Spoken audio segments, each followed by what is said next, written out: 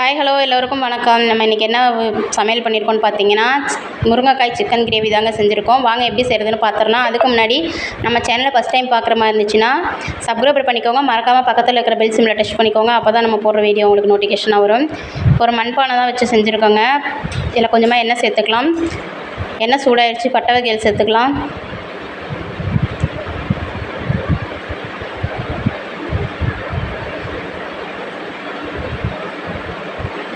பட்டை வகைகள் நல்லா பொரிஞ்சிச்சுங்க. இதில் 2 பச்சை மிளகாய் சேர்த்துக்கலாம்.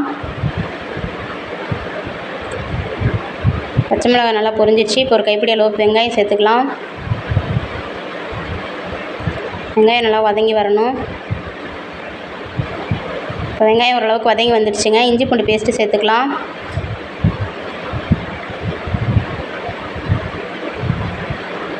ரெண்டு ஸ்பூன் இஞ்சி பூண்டு பேஸ்ட்டு சேர்த்துக்கோங்க.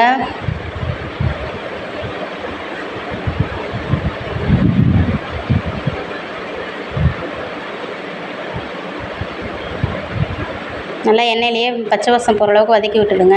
அப்போ தான் நல்லா ஃப்ளேவர் கிடைக்கும். இப்போ நல்லா வதங்கிடுச்சுங்க. ஒரு தக்காளி கட் பண்ணி வச்சுருக்கேன், அதையும் சேர்த்து வதக்கிக்கலாம். தக்காளி வதங்குறதுக்காக கொஞ்சமாக உப்பு சேர்த்து வதக்கிக்கலாம்.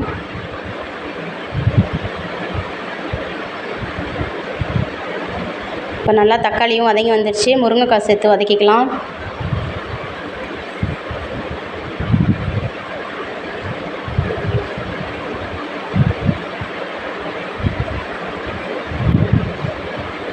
முருங்கைக்காயும் நல்லா ஓரளவுக்கு வதங்கி வந்துடுச்சுங்க. இந்த ஸ்டேஜில் நம்ம சிக்கன் சேர்த்துக்கலாம். நல்லா கழுவி சுத்தம் பண்ணி வச்சுருக்க சிக்கன் சேர்த்துக்கோங்க. இதையும் முருங்கைக்காய் கூட சேர்த்து சிக்கனும் சேர்த்து நல்லா மிக்ஸ் பண்ணி விடுங்க அந்த எண்ணெயிலேயே. ஒரு 5 நிமிஷத்துக்கு நல்லா பிரட்டி விடுங்க. அப்போ தான் நல்ல ஒரு மிக்ஸ் ஆகி வரும். உப்பு போட்டிருக்கோம் இல்லையா, அந்த உப்பெல்லாம் சிக்கன்லேயும் முருங்கைக்காயிலையும் இறங்கி நல்லா ஒரு 5 நிமிஷம் அப்படியே விட்டுடுங்க. கொஞ்சமாக கருவேப்பிலை தூவி விடுங்க. அதையும் சேர்த்து நல்லா மிக்ஸ் பண்ணிக்கலாம். இப்போ நம்ம தண்ணி எதுவுமே சேர்க்க வேணாங்க. அப்படியே மூடி போட்டு ஒரு 5 நிமிஷம் மூடி வச்சு வேக விடலாம்.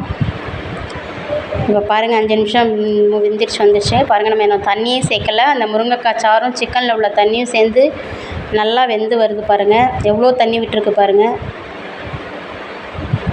இப்போ நம்ம மசாலா தூளெல்லாம் சேர்த்துக்கலாங்க. நம்ம என்ன மசாலா சேர்க்குறோன்னு பார்க்கலாம்.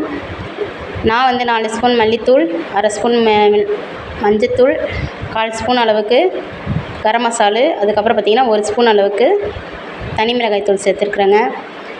நல்லா மிக்ஸ் பண்ணி விடுங்க. இது நல்லா மிக்ஸ் ஆனதுக்கப்புறம் ஒரு 5 நிமிஷம் கழித்து தண்ணி கொஞ்சமாக சேர்த்துக்கலாம். நான் கிரேவி தான் பண்ண போகிறேன். அதனால் 1 டம்ளர் தண்ணி தான் சேர்க்க போகிறேன். உங்களுக்கு குழம்பா வேணும்னா கொஞ்சம் அதிகமாக சேர்த்துக்கோங்க. தேங்காய் ஒரு 1/2 மூடி அரைச்சி ஊற்றி கொதிக்க வைங்க, நல்லாயிருக்கும். இப்போ தண்ணி சேர்த்துக்கலாம். ஒரு 1 டம்ளர் தண்ணி சேர்த்தா கூட போதும்.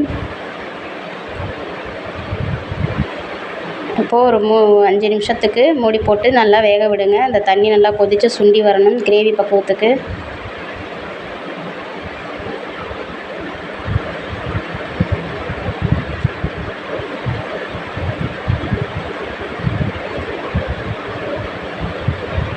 சூப்பராக கொதிச்சு வந்துடுச்சு பாருங்கள்.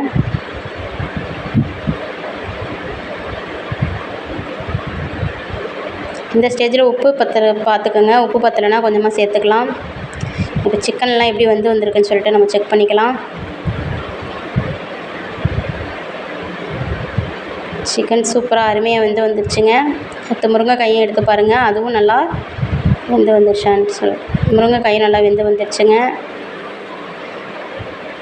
இப்போ குழம்பு நல்லா இந்த ஸ்டேஜ்லேயே நம்ம மேலால் மல்லித்தலை தூவி ஒரு 5 நிமிஷம் மூடி போட்டு மூடி வச்சு எடுத்து பார்க்கலாங்க. செம்மையாக வந்திருக்கும் பாருங்கள். இவ்வளோதான். ஸ்டவ் ஆஃப் பண்ணிக்கோங்க. அப்போ தான் நல்ல திக்னஸ் வந்துடும் அந்த சூட்லேயே. இந்த பதிவு பிடிச்சிருந்தா லைக் பண்ணுங்கள், ஷேர் பண்ணுங்கள், கமெண்ட் பண்ணுங்கள்.